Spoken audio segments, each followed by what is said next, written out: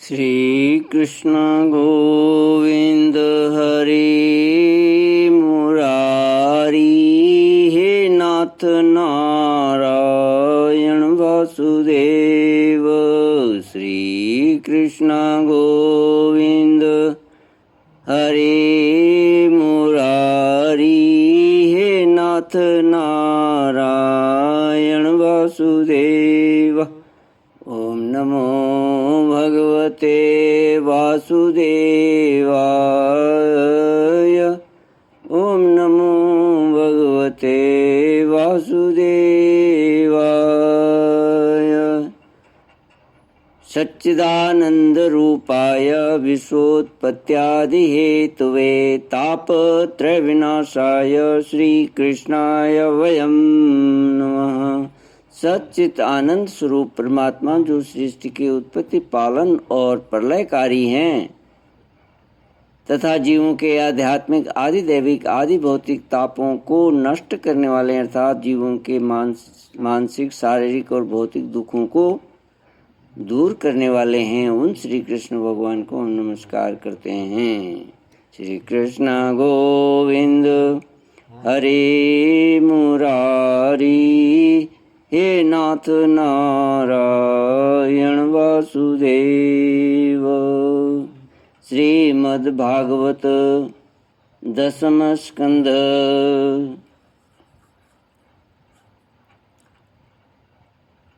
श्लोक 30वां।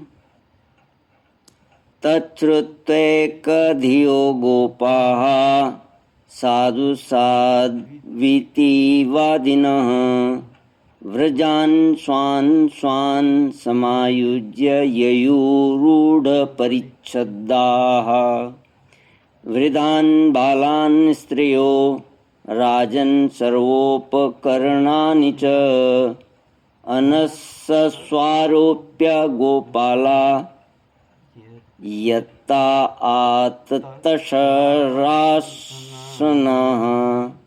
आतशरासनः गोधनानि पुरस्कृत्य शृङ्गाण्यापूर्य सर्वतः तूर्यघोषेण महता ययुषः पुरोहिताः।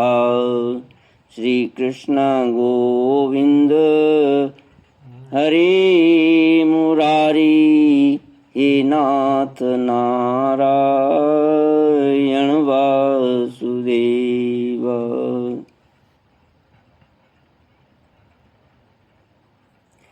उपनंद की बात सुनकर सभी गोपों ने एक स्वर से कहा, बहुत ठीक, बहुत ठीक। इस विषय में किसी का भी मतभेद न था। सब लोगों ने अपनी झुंड की झुंड गायें इकट्ठी की और छकड़ों पर घर की सब सामग्री लादकर वृंदावन की यात्रा की। परीक्षित ग्वालों ने बूढ़ों, बच्चों, स्त्रियों और सब सामग्रियों को छकड़ों पर चढ़ा दिया और स्वयं उनके पीछे पीछे धनुष बाण लेकर बड़ी सावधानी से चलने लगे। उन्होंने गौ और बछड़ों को तो सबसे आगे कर दिया और उनके पीछे पीछे सिंगी और तुरही जोर जोर से बजाते हुए चले। उनके साथ ही साथ पुरोहित लोग भी चल रहे थे। गोपियाँ अपने अपने वक्ष स्थल पर नई केसर लगाकर, सुंदर सुंदर वस्त्र धारण कर,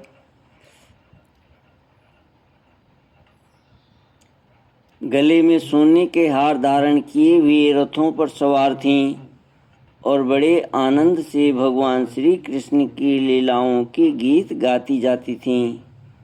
यशोदा रानी और रोहिणी जी भी वैसे ही सज धज कर अपने अपने प्यारे पुत्र श्री कृष्ण तथा बलराम के साथ एक छकड़े पर शोभायमान हो रही थी। वे अपने दोनों बालकों की तोतली बोली सुन सुनकर भी अगाती न थीं और न सुनना चाहती थीं। बालकों की तोतली बोली सुन सुनकर भी अघाती न थीं और और सुनना चाहती थीं। वृंदावन बड़ा ही सुंदर वन है, चाहे कोई भी ऋतु हो वहाँ सुख ही सुख है।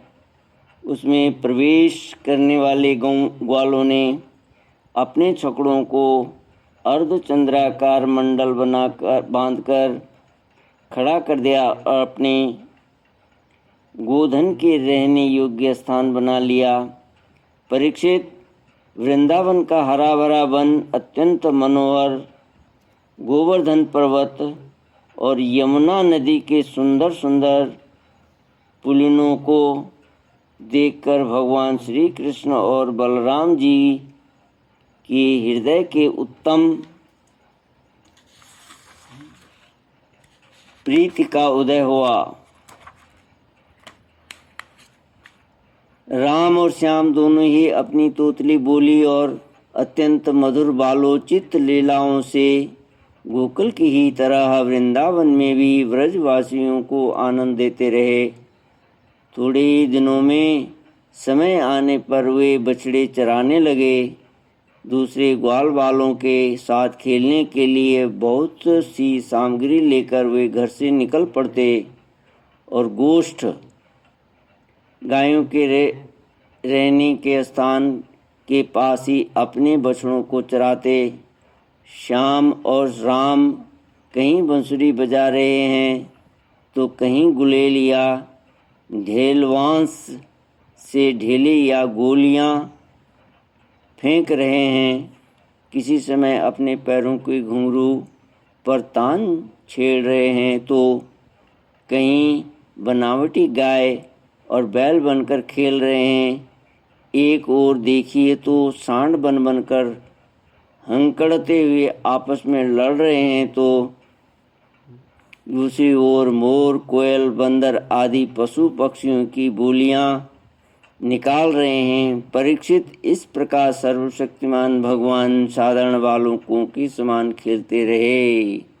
श्री कृष्ण गोविंद हरे मुरारी, हे नाथ नारायण वासुदेव।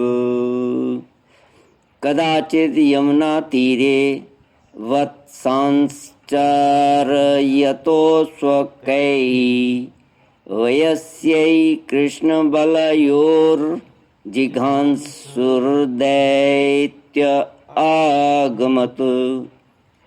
एक दिन की बात है, श्याम और बलराम अपने प्रेमी सखा ग्वाल वालों के साथ यमुना तट पर बछड़े चरा रहे थे। उसी समय उन्हें मारने की नीयत से एक दैत्य आया। भगवान ने देखा कि वह बनावटी बछड़े का रूप धारण कर बछड़ों की झुंड में मिल गया है और आँखों के इशारे से बलराम जी को दिखाते हुए धीरे धीरे उसके पास पहुंच गए। उस समय ऐसा जान पड़ता था मानो वे दैत्य को तो पहचानते नहीं और उस हट्टे कट्टे सुंदर बछड़े पर मुग्ध हो गए हैं। भगवान श्री कृष्ण के पूंछ के साथ श्री कृष्ण ने पूंछ के साथ उसके दोनों पिछड़े पैर पकड़कर आकाश में घुमाया और मर जाने तक कैथ के वृक्ष पर पटक दिया। उसका लंबा तगड़ा दैत्य शरीर बहुत से कैथ के वृक्षों को गिराकर स्वयं भी गिर पड़ा। यह देखकर ग्वाल बालों के आश्चर्य की सीमा न रही। वे वाह वाह करके प्यारे कन्हैया की प्रशंसा करने लगे। देवता भी बड़े आनंद से फूलों की वर्षा करने लगे।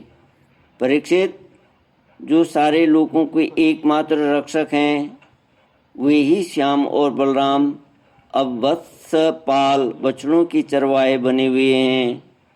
वे तड़के ही उठकर कलेवे की सामग्री ले लेते और बछड़ों को चराते हुए एक वन से दूसरे वन में घुमा करते। एक दिन की बात है, वह सब ग्वाल बाल अपने झुंड के झुंड बछड़ों को पानी पिलाने के लिए जलाशय के तट पर ले गए। उन्होंने पहले बछड़ों को जल पिलाया और फिर स्वयं भी पी लिया। ग्वाल बालों ने देखा कि वहाँ एक बहुत सुंदर जीव, बड़ा जीव बैठा हुआ है।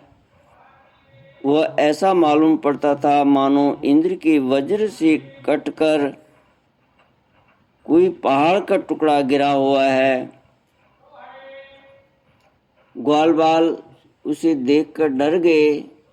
वह बक नाम का एक बड़ा भारी असुर था, जो बगुले का रूप धर के वहाँ आया था। उसकी चोंच बड़ी तीखी थी और वह स्वयं बड़ा बलवान था। उसने झपटकर श्री कृष्ण को निगल लिया। जब बलराम आदि बालकों ने देखा कि वह बड़ा भारी बगुला श्री कृष्ण को निगल गया, तब उनकी वही गति हुई जो प्राण निकल जाने पर इंद्रियों की होती है। वे अचेत हो गए। परीक्षित, श्री कृष्ण लोक पितामह ब्रह्मा के भी पिता हैं। वे लीला से ही गोपाल बालक बने हुए हैं। जब वे बगुले के तालुक के नीचे पहुँचे, तब वे आग के समान उसका तालु जलाने लगे।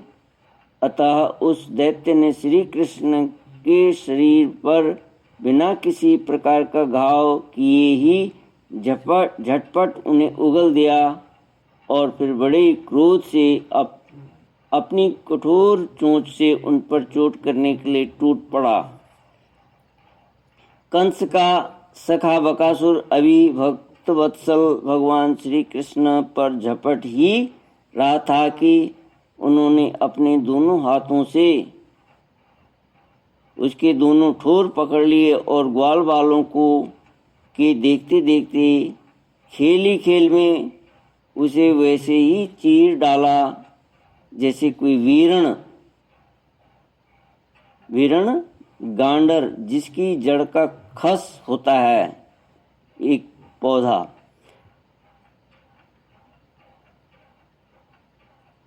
को चीर डाले। इससे देवताओं को बड़ा आनंद हुआ। सभी देवता भगवान श्री कृष्ण पर नंदनवन के बेला, चमेली आदि के फूल बरसाने लगे तथा नगाड़े, शंख आदि बजाकर एवं स्तोत्रों के द्वारा उनको प्रसन्न करने लगे। यह सब देखकर सबके सब ग्वाल बाल आश्चर्यचकित हो गए। जब बलराम आदि बालकों ने देखा कि श्री कृष्ण बगुले के मुंह से निकलकर हमारे पास आ गए हैं, तब उन्हें ऐसा आनंद हुआ मानो प्राणों के संचार से इंद्रियां सचेत और आनंदित हो गई हैं हों। सबने भगवान को अलग अलग गले लगाया। इसके बाद अपने अपने बछड़े हाँक कर सब ब्रज में आए और वहाँ उन्होंने घर के लोगों को सारी घटना कह सुनाई।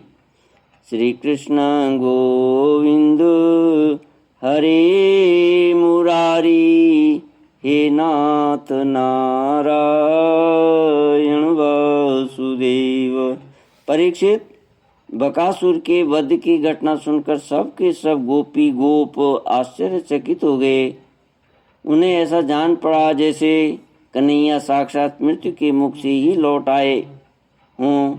वे बड़ी उत्सुकता, प्रेम और आदर से श्री कृष्ण को निहारने लगे। उनके नेत्रों की प्यास बढ़ती ही जाती थी, किसी प्रकार उन्हें तृप्त न होती थी। वे आपस में कहने लगे, हाय हाय, यह कितने आश्चर्य की बात है। इस बालक को कई बार मृत्यु के मुंह में जाना पड़ा, परंतु जिन्होंने इसका अनिष्ट करना चाहा उन्हीं का अनिष्ट हुआ, क्योंकि उन्होंने पहले से दूसरों का अनिष्ट किया था। यह सब होने पर भी वे भयंकर असुर इसका कुछ भी नहीं बिगाड़ पाते। आते हैं इसे मार डालने की नीयत से, किंतु आग पर गिरकर पतंगों की तरह उल्टे स्वयं स्वाहा हो जाते हैं। सच है, ब्रह्मवेता महात्माओं के वचन कभी झूठे नहीं होते। देखो ना, महात्मा गर्गाचार्य ने जितनी बातें कही थीं, सब की सब 16 आने ठीक उतर रही हैं। नंद बाबा आदि गोपगण इसी प्रकार बड़े आनंद से अपने श्याम और राम की बातें किया करते। वे उनमें इतने तन्मय हो रहते कि उन्हें संसार के सुख संकटों दुख संकटों का कुछ भी पता न चलता। इसी प्रकार श्याम और बलराम ग्वाल बालों के साथ कभी आंख मिचौली खेलते तो कभी पुल बांधते, कभी बंदरों की भांति उछलते कूदते तो कभी और भी कोई विचित्र खेल खेलते। इस प्रकार के बालोचित खेलों से उन दोनों ने ब्रज में अपनी बाल्यावस्था व्यतीत की। श्री कृष्ण गोविंद हरि मुरारी, हे नाथ नारायण वासुदेव। इति श्रीमद्भागवते महापुराणे पारमहंस्यां संहितायां दशमस्कन्धे पूर्वार्धे वत्स बक बधो नामेकादशोऽध्यायः। श्री कृष्ण गोविंद हरे मुरारी, हे नाथ नारायण वासुदेव। ओम पूर्णमद पूर्णमिदं पूर्णात् पूर्णमुदच्यते पूर्णस्य पूर्णमादाय पूर्णमेवावशिष्यते। ओम शांति शांति शांति। हरि ओम। श्री गुरुभ्यो नमः। हरि ओम। श्री कृष्ण गोविंद हरि मुरारी, हे नाथ नारायण वासुदेव। ओम नमो भगवते वासुदेवाय। ओम नमो भगवते वासुदेवाय।